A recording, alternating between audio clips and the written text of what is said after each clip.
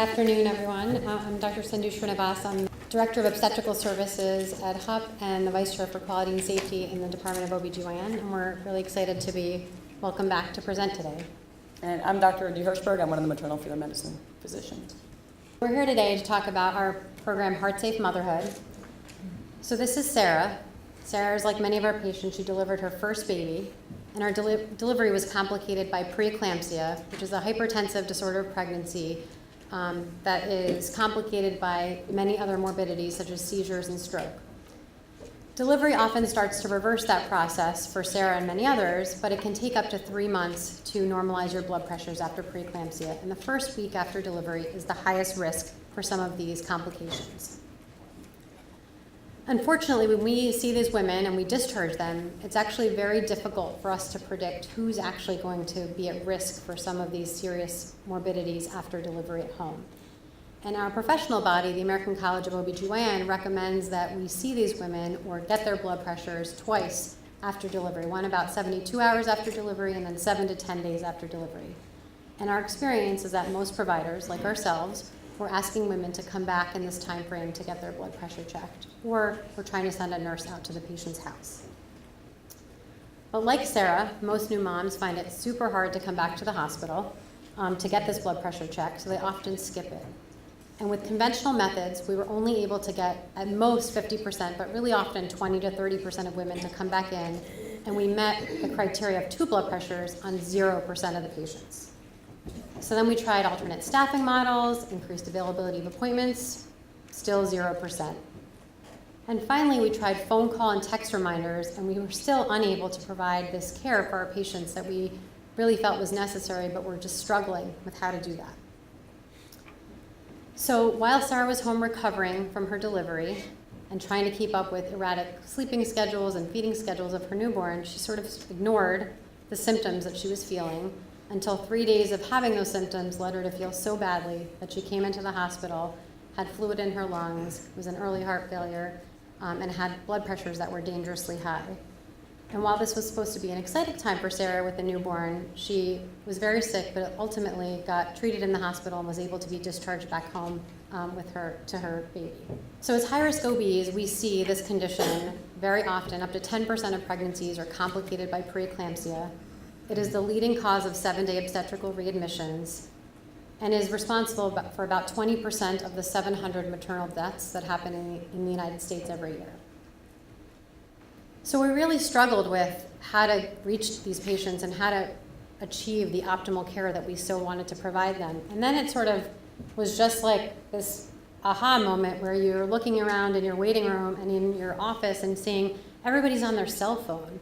And we often want our patients to come to us, but maybe we should try something different and think out of the box, and can we provide care by going to them? And so we basically tried to think about ways that cell phones or texting could potentially reach women, and how can we provide an alternative model of care delivery. And that was the start of Heart Safe Motherhood.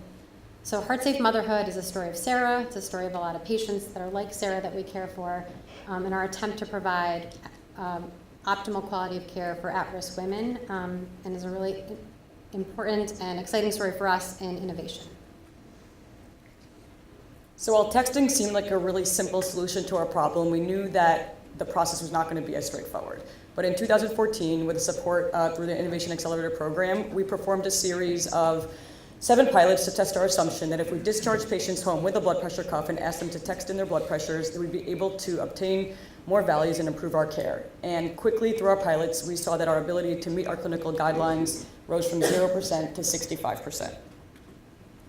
So given our early success through the pilots, we teamed up with the Innovation Center and Weta Health and developed an automated platform to allow us to monitor blood pressures remotely on a larger scale. So basically, patients get discharged home with a blood pressure cuff if they have a high blood pressure diagnosis related to pregnancy, and they receive messages twice a day to send in their blood pressures. And through a provider-determined algorithm, they get automatic feedback regarding their blood pressure, and a provider gets alerted only if the blood pressure value is severe. And with that information, the provider can then contact the patient to get more clinical information, start blood pressure medications, or triage them to an in-person visit. So after optimizing the platform, we performed a randomized control trial last year through Heart Safe Motherhood and comparing our remote blood pressure monitoring to our standard of care previously, which was having the patients come back to the office visit. And we saw an improvement in our ability to meet guidelines for blood pressure attainment at the 2 recommended time points to up to 80% of patients. And this past September, we rolled out Heart Safe Motherhood clinically to all women who deliver at our institution here, who have pregnancy-related hypertension, and we've basically been able to replicate our findings from our randomized control trial and achieve blood pressure monitoring in 80% of our patients in accordance with our society guidelines. And we basically found that through the system, we can intervene early, trend blood pressures, start medications, and patients and providers are all satisfied from being able to keep patients happy from their own home with their baby. And our readmission rates have dropped from 5% pre-Heart Safe Motherhood to 1% with our program at scale. And hypertension is no longer the leading cause of 7-day readmissions in our obstetrical population. So the Heart Safe Motherhood experience basically takes a scary diagnosis for a new mother, and it basically engages her and provides a sense of empowerment. And through the system of early warning, providers are able to assess trends and intervene early and keep mom safe at home. And so if you take Sarah, for example, if she had been able to check her blood pressure at home and be in contact with a provider daily, we probably could have started her on medication sooner, and we could have prevented her from getting really sick or get sick altogether, and she really could have enjoyed that initial week home with her baby without any major complications. From a provider perspective, we are able to provide high quality care, and we can decrease office visits, emergency room visits, readmissions, and we actually have shown that it can also improve attendance at the postpartum visit, which has financial and public health implications.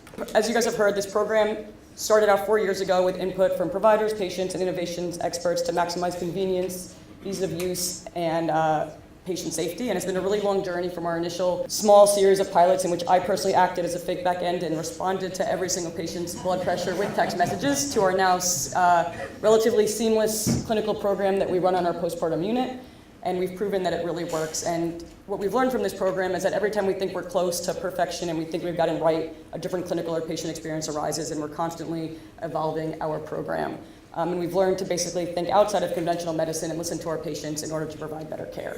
And we've learned that innovation really is not just about an idea, but the process of moving something from just an idea into action. And we've been able to apply these findings in the real world, and now we're making our way across Penn Medicine and across partnerships in the country. And we look forward to partnering with United to test our program in their at-risk population in Arizona in the next few months. And together we're just trying to tackle one of the leading causes of poor maternal outcomes in the country. And we want to thank everyone in this room and beyond who's helped us along our long journey.